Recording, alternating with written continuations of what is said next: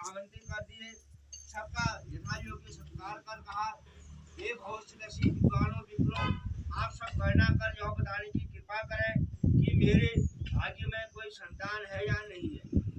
तत्काल राजा के प्रश्न का उत्तर देने के लिए विद्वान ज्योतिषों ने अपनी अपनी ज्योतिष गणनाएं प्रारंभ कर दी। उस समय सब गंभीर होकर राजा की ओर देखने लगे।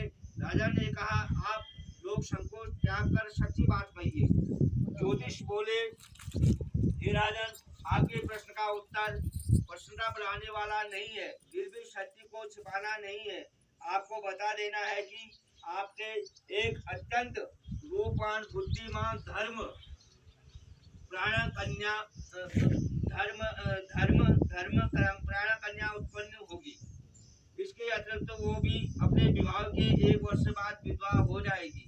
यह विधि का विधान है। वे कन्या और अपने राज्य की भविष्य चिंता में बहुत दुखी हो गई। कालांतर में राजा के एक कन्या उत्पन्न हुई। वह समयानुसार बचपन व्यतीत कर युवा हुई और विवाह योग्य आयु की हो गई। राजा अपनी कन्या के विवाह का परिणाम सोचकर भी दुखी हो गए। वे ये विचार करने लगे कि कुछ बचाव का प्रयास किया जाए। ऐसे सोचते सोचते देवप्रणा से राजा को नारद जी का स्मरण हो आया। पहला तो राजा ने आह्वान कर नारद जी को बुलाया और सारी बातें बता दी। नारद जी कुछ पल विचार कर बोले, हे राजन, तुम अपनी कन्या के विवाह का दायित्व तो उसी पर छोड़ दो। तुम अपनी कन्या से कहो कि वह अपने लिए स्वयं ही कोई योग्य वर तलाश ले। तुम्हारी कन्या जिस युवक को अपने भावी पति के रूप में तुम्हारे सामने प्रस्तुत करे, तुम उसी के साथ अपनी कन्या का पूर्ण शत्रुघ्न विधि से विवाह कर लो। राजा ने अपनी कन्या सावित्री को बुलाया और नारद जी की बातें बताकर पूछा, हे पुत्री सावित्री, तुम कहो तुम्हारा क्या विचार है। सावित्री बोली, हे पिताजी, मैं नारद जी की आदेश का प्रश्नपूर्वक पालन करूंगी। राजा को कुछ सांत्वना प्राप्त हुई। अब राजपुरी सावित्री ने सखी शैलू दास दासियों और अनुचरों सहित भावी पति के योग्य व्यक्ति को प्रांत पार कर सावित्री एक छोटे से रमणीय जंगल में पहुंची। वहां पहुंचकर सावित्री ने अपना रथ रुकवाया। उससे प्रकृति की सुंदरता निहारने के बाद सावित्री विश्राम करने लगी। आँख खुलते ही एक वृक्ष की डाल पर बैठकर कुल्हाड़ी से लकड़ी काटता हुआ एक सुंदर बलिष्ठ गौर वर्ण युवक दिख गया। उस युवक को देखकर सावित्री का ध्यान उस युवक के चेहरे के भावों और मुखाकृति भाव का अध्ययन करती रही। युवक का मौन निरीक्षण करते हुए काफी समय व्यतीत करने के बाद सावित्री ने अपने अनुचरों द्वारा उस युवक को बुलाया और सावित्री द्वारा बुलाए जाने पर शक्तिमान उसके पास आ पहुंचा। सावित्री द्वारा पद से पूछे जाने पर शक्तिमान ने कहा, हे राजकुमारी, मैं एक दरिद्र प्रभावित कुलीन युवक हूँ। इसी जंगल में रहता हूँ। मेरे साथ ही मेरे माता पिता भी रहते हैं। वे अंधे हैं। मैं जंगल की लकड़ी काटकर बाजार में बेचता हूँ। इसी से हम तीनों प्राणियों का जीवन निर्वाह होता है। मेरा नाम शक्तिमान है। आप कहिए, मैं आपकी क्या सेवा करूं। उस सत्यवान नामक युवक की शालीनता और शिष्टता और स्पष्टता से सावित्री बड़ी प्रभावित हुई। उसने युवक के गुणों से प्रभावित होकर उससे विवाह करने का निश्चय किया। ऐसे निर्णय लेते ही सावित्री ने युवक से शांत गंभीर स्वर में विनम्रता पूर्वक विवाह का प्रस्ताव रखा। सावित्री का प्रस्ताव सुनकर सत्यवान ने कोमल नर्म स्वर में कहा, हे राजकुमारी, मेरे साथ विवाह करना आपके लिए संकटों से घिर जाएगी। इसके बाद सावित्री बार बार विवाह का आग्रह करने लगी। सत्यवान तौर से समझाता रहा, लेकिन सावित्री के हट के सामने सत्यवान ने कहा, अभी भी मेरी पूजा है, वहाँ मेरे माता पिता हैं। आप उनके पास चले। अच्छा हो कि यह बातें आप उनके सामने पाओगे। सत्यवान के प्रस्ताव का उत्साही होकर सावित्री उसकी कुटिया में गई और सत्यवान के अंधे माता पिता ने भी सावित्री को हर तरह समझाया, पर सावित्री अपनी ओर से उन्हें तरह से आश्वस्त कर विवाह की स्वीकृति प्रदान करने में सफलता प्राप्त की। सत्यवान ने भी विवाह के लिए स्वीकृति दे दी। सत्यवान की कुटिया से लौटकर सावित्री अपने पिता के पास पहुंची और संपूर्ण वृत्तांत बता दिया। सावित्री अपने पिता से वार्तालाप कर रही थी कि उसी समय नारद जी पहुंचे। वे बोले, तुमने अपना पति किसे चुना है। इस पर सावित्री ने पुनः सारी बातें नारद जी के सामने दोहरा दी। नारद जी बोले, सत्यवान एक गुणवान रूपवान सदाचारी सज्जन युवक है, परंतु विवाह के 1 वर्ष बाद ही उसकी मृत्यु हो जाएगी। इसलिए वे हे सावती, तुम अपने लिए पुनः किसी अन्य व्यक्ति को चुनो। सत्यवान अल्प आयु है। नारद जी ने बात सुनकर सावित्री बोली, हे नारद जी, जय भाई, मैं धर्म विमुख नहीं हो सकती। हिंदू नारी जीवन में एक बार अपने पति का चुनाव करती है। मैं सत्यवान को ही अपना पति चुन चुकी हूँ। अब वचन भंग का पालन नहीं करूंगी। नारद जी ने सावित्री के पिता ने तुरंत समझाया, और सावित्री सत्यवान से विवाह करने के लिए व्यस्त रही। नारद जी ने कहा, तुम्हारा कल्याण हो, जीवन सुखी हो। नारद जी के आशीर्वाद देकर विदा हो गए। सावित्री की इच्छा अनुसार उसके पिता ने उसका विवाह सत्यवान के साथ कर दिया। सावित्री को ज्ञान था कि 1 वर्ष बाद उसका पति की मृत्यु हो जाएगी।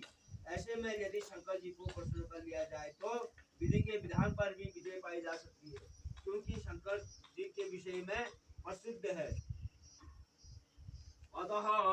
अर्थात शंकर जी शक्तिवान है और विधाता का विधान भी बदल सकते हैं। अथवा एवं सब प्रकार के से निश्चय कर सावित्री भक्ति पूर्वक शंकर भगवान की आराधना करने लगी। सत्यवान के लिए सावित्री पूर्ण मनोयोग से शिव जी की आराधना करती रही। जब सत्यवान की आयु के केवल 7 दिन शेष रहते थे, तो सावित्री ने तीव्रता से कठिन व्रत उपवास कर भगवान को प्रसन्न करने लगी। अतः सावित्री की 2 दिन शेष है, कृपया उनकी जीवन रक्षा के युक्ति बताए। शंकर जी बोले, कल ज्येष्ठ की अमावस्या के दिन भक्ति पूर्वक वट वृक्ष के पूजा करने से तुम्हारी मनोकामना पूर्ण होगी। सावित्री के वट वृक्ष से भक्ति पूर्वक पूजा की और रात्रि में जागरण किया। दूसरे दिन प्रातःकाल जब सत्यवान जंगल में लकड़ी काटने जाने लगा, तो सावित्री भी उसके साथ चलने की हट करने लगी। इसी प्रकार सास ससुर को राजी कर सावित्री ने पति को मना लिया और उसके साथ जंगल में स्वयं भी गई। लकड़ी काटने के लिए सत्यवान एक वृक्ष पर चढ़ गया। एक डाल को काटने के लिए कुल्हाड़ी चलाते ही सत्यवान के सिर में दर्द होने लगा। वह वृक्ष से नीचे उतर आया और सावित्री से बोला, मेरे सिर में पीड़ा हो रही है, मैं आराम करना चाहता हूँ। पतिव्रता धर्मपरायण सावित्री चिंतित होने लगी। सत्यवान कुछ ही देर में मूर्छित होकर अचेत हो गया। तभी सावित्री ने अपने सम्मुख एक दिव्य पुरुष को देखा। उस दिव्य पुरुष को देखकर सावित्री ने पूछा, आप कौन है? उसने उत्तर दिया, मैं यमराज हूँ। तुम्हारे पति की आयु समाप्त हो चुकी है, मैं उसके प्राण लेने आया हूँ। अपनी बात समाप्त कर यमराज ने सावित्री की गोद में अचेत पड़े सत्यवान के प्राण को लेकर प्रस्थान किया। सावित्री भी यमराज के पीछे पीछे चल पड़ी। यमराज ने सावित्री को अपने पीछे आने से बार बार मना कर दिया, पर सावित्री नहीं मानी। जब वह यमराज के पीछे चलती हुई बहुत दूर आ गई, तो उसने अपना पीछा छुड़ाने का विचार किया। यमराज बोले,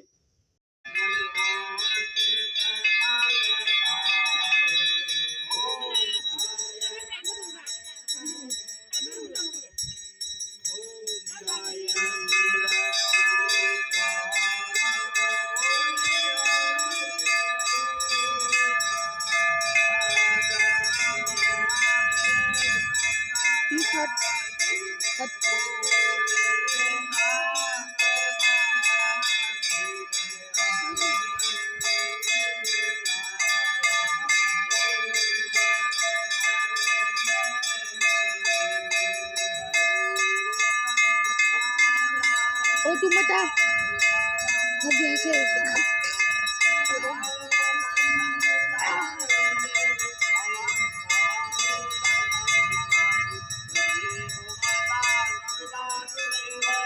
मत क्या रोना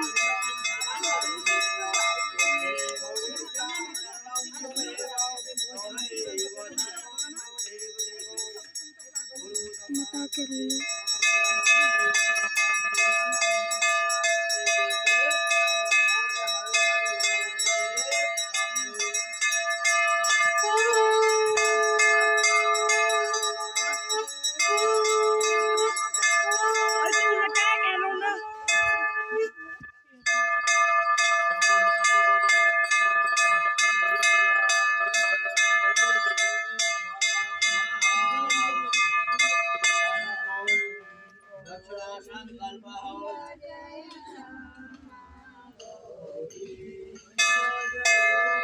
पार्टी यार।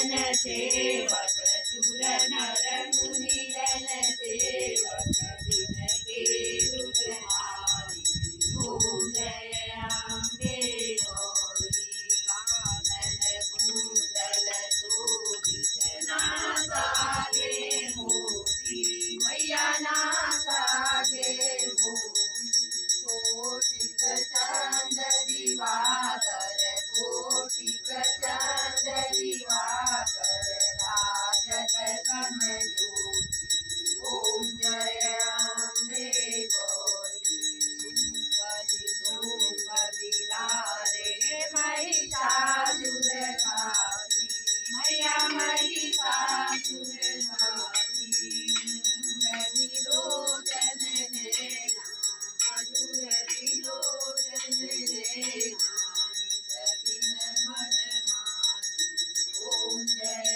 अम्बे गौरी कुल कुमारी शोणित बीज हरे मैया शोणित बीज हरे मधु के तब तुम्हारे मधु के तब तुम्हारे भय बीन करे ओम जय अम्बे गौरी ब्रह्माणी रुद्राणी तुम कमला रानी मैया तुम कमला रानी आगम निगम बखानी आगम निगम बखानी तुम शिव पटरानी ओम जय अम्बे गौरी चौसठ योग निभावत नृत्य करत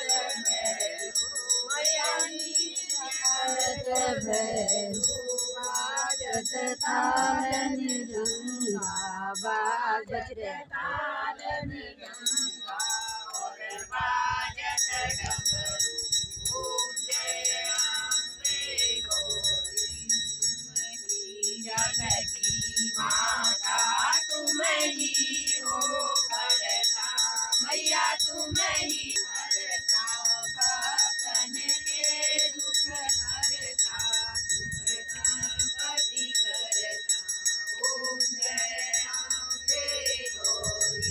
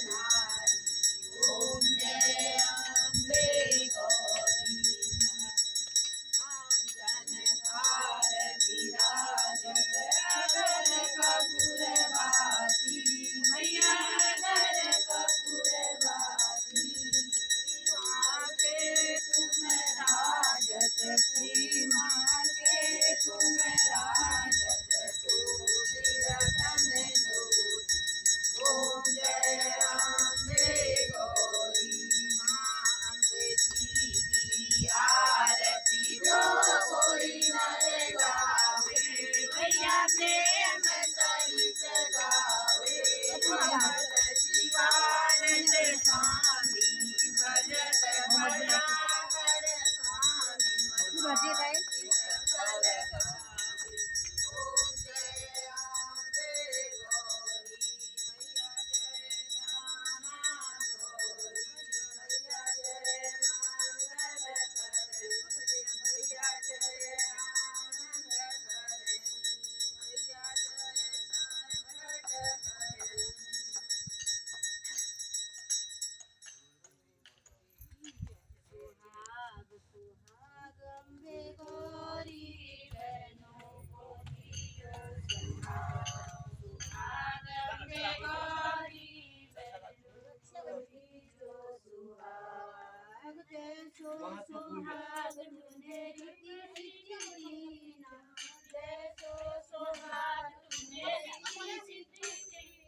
गणपति भरे पाए अम्बे गौरी बहनों को दीजो सुहाग भरे पाए अम्बे गौरी बहनों को दीजो सुहाग सुहाग अम्बे गौरी बहनों को दीजो सुहाग जैसो सुहाग तुमने सरस्वती को दीना जैसो सुहाग सरस्वती को दीना ब्रह्मा भरे पाए अम्बे गौरी बहनों को दीजो सुहाग ब्रह्मा भरे पाए अम्बे गौरी बहनों को दीजो सुहाग टीका लगा जी जैसो सुहाग तुमने लक्ष्मी को दीना जैसो सुहाग तुमने लक्ष्मी को दीना विष्णु भरे पाए अम्बे गौरी बहनों को दीजो सुहाग अम्बे गौरी बहनों को दीजो सुहाग जैसो सुहाग तुमने गौरा को दीना जैसो सुहाग तुमने गौरा को दीना शंकर भरे पाए अम्बे गौरी बहनों को दीजो सुहाग शंकर भरे पाए अम्बे गौरी बहनों को दीजो सुहाग सुहाग तुमने सीता को दीना जैसो सुहाग तुमने सीता को दीना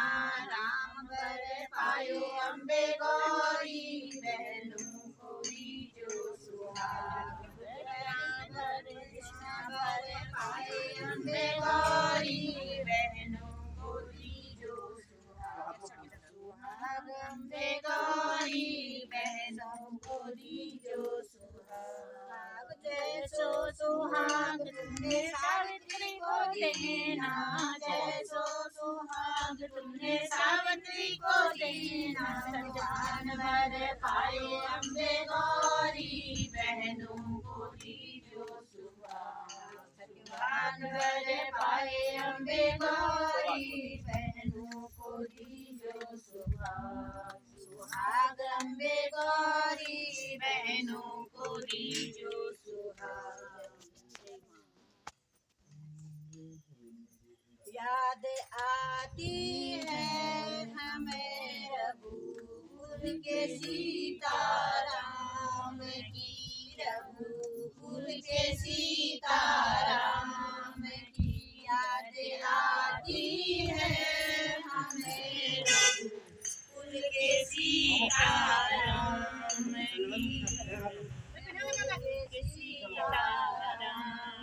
की भक्ति हो तो ऐसी हो भक्ति हो सीताराम की याद आती